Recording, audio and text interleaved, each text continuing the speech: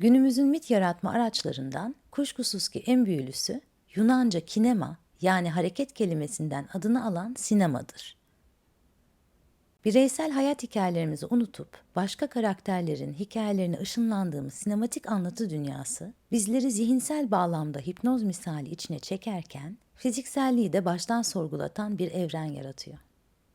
Zaman ve mekan kavramlarının altüst olduğu şüphe ötesi bir boyutta varlığın dinlendirici unutkanlığında gezinirken, rüya görme ile film izleme deneyimleri arasında pek çok benzerlik bulunduğunu kolaylıkla fark edebiliriz.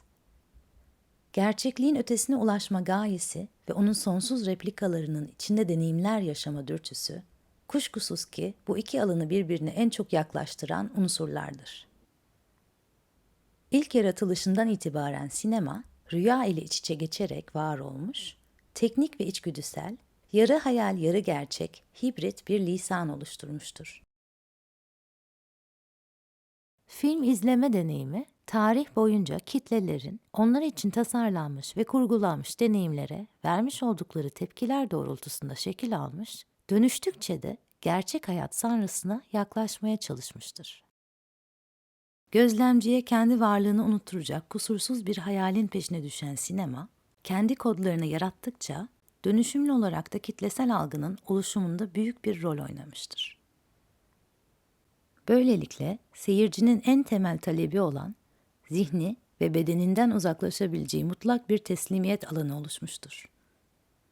Bu arayışın hipnoz, meditasyon ve hatta rüya kadar eski olduğunu göz önünde bulundurursak, belki de bu simülasyonlar dünyasının bir geri dönüşü olmadığını kavramamız kolaylaşabilir. Gösterge bilimi konusunda önemli bir düşünür olan John Berger ve Yüzlerimiz, Kalbim, Fotoğraflar Kadar Kısa Ömürlü isimli kitabında ilk hikaye anlatıcılarının bir yıldızdan diğerine hayali çizgiler çizerek yıldız kümelerini yaratan atalarımız olduğundan söz etmişti. Zihin boşlukları doldurmak isterken kendi kurgusal işleyişi sebebiyle sürekli hikayeler yaratıyor. Berger'ın dediği gibi her birimiz hikaye yaratıcılarıyız. Sinemada insan zihninin bu işleyişini taklit eden bir mekanizma aslında. Algının dış verileri, sesleri, kokuları, görüntüleri birleştirip bir anlatıya dönüştürerek anlamlandırması ve bunu dış dünyaya fikir, görüş, düşünce olarak geri yansıtması gibi. Sinemada aynı işleyişi benimseyen bir sistem oluşturuyor.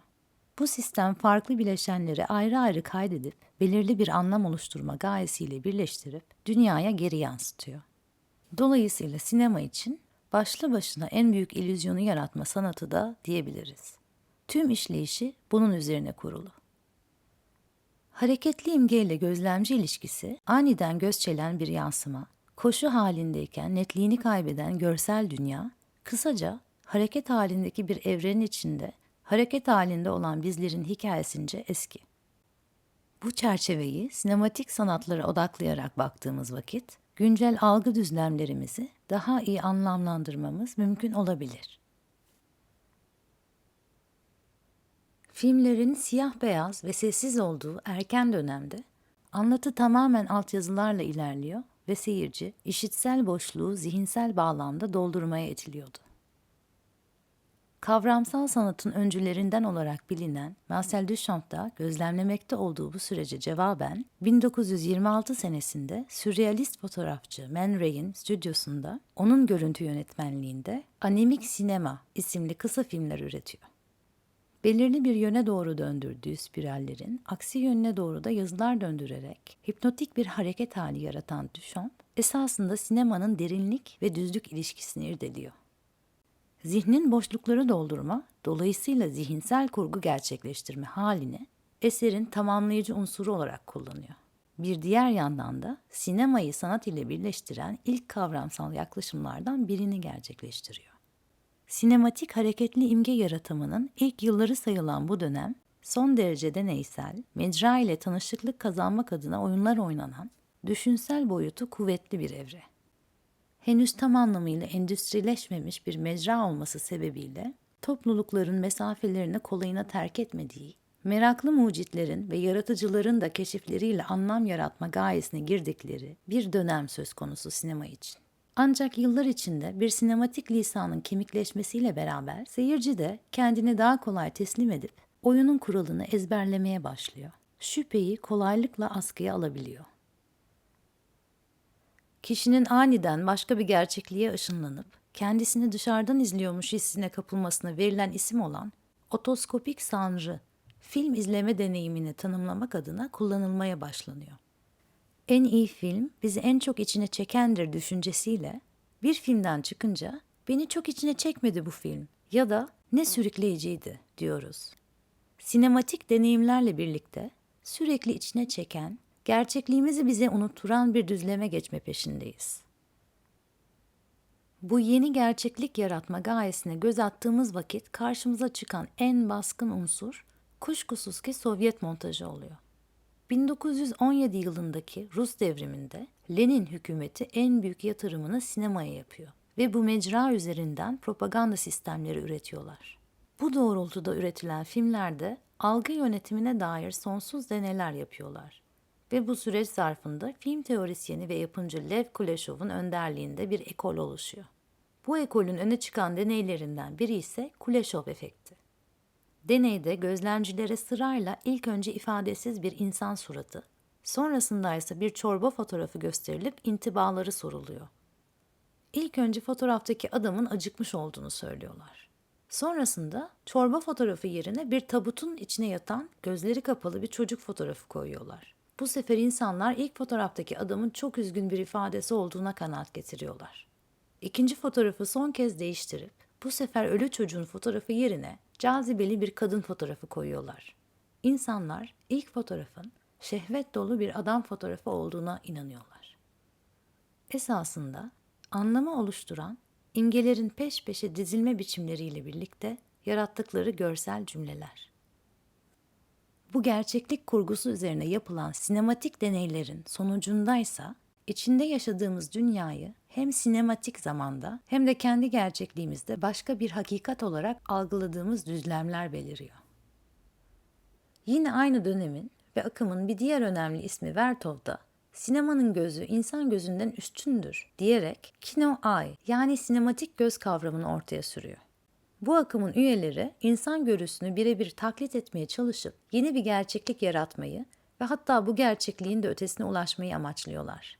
Sinemanın kaydedebileceği gerçekliğin insan görüsünün ve algılayabildiği dünyanın çok ötesinde olduğuna inanan bu düşünce, bizlere sinemanın örneğin mikroskoplar veya teleskoplar yaratarak tatmin etmeye çalıştığımız görülebilir dünyanın her daim daha da ötesini görme dürtümüzün son formu olduğunu söylüyor. Sinemanın gözü tabiri gözlemcinin gözüyle iç içe geçerek evriliyor ve tarih boyunca irdeleniyor.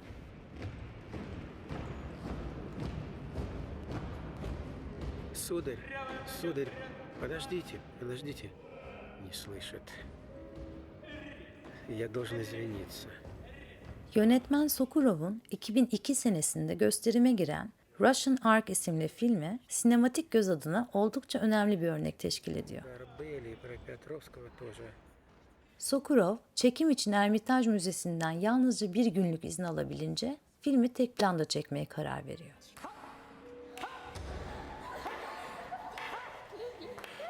Yönetmen 96 dakikalık filminin çekimini 867 oyuncu, 3 farklı orkestra ve 22 yönetmen yardımcısıyla tek planda gerçekleştiriyor. Ancak buradaki en önemli detay Sokurov'un kameranın gözü olarak sunduğu karakter oluyor. Görünmez bir gözlemcinin mırıldanma misali iç sesinin yarattığı kuvvetli bir etkiyle kameranın gözü seyircinin gözüne dönüşüyor.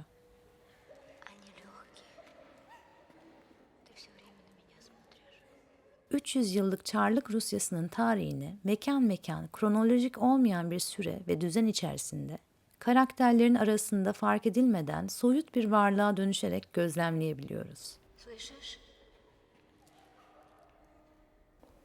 Kameranın gözü vesilesiyle başlı başına bir karaktere dönüşüp hikayeyi daha derin bir düzlemde deneyimleyebiliyoruz.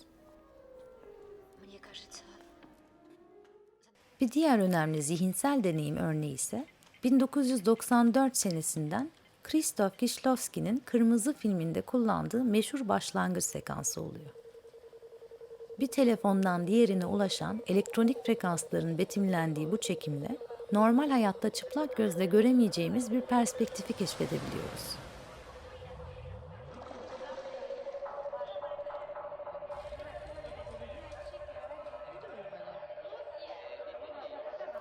Bir yandan da bu sanrıları kesen, bölen, kıran örnekler söz konusu. Ünlü yazar Brecht'in tiyatrodaki dördüncü duvar kuralını kırıp seyirciyi anlatı dünyasına dahil etmesi gibi Godard da sinemada yabancılaştırma etkisi adına öncülük ediyor.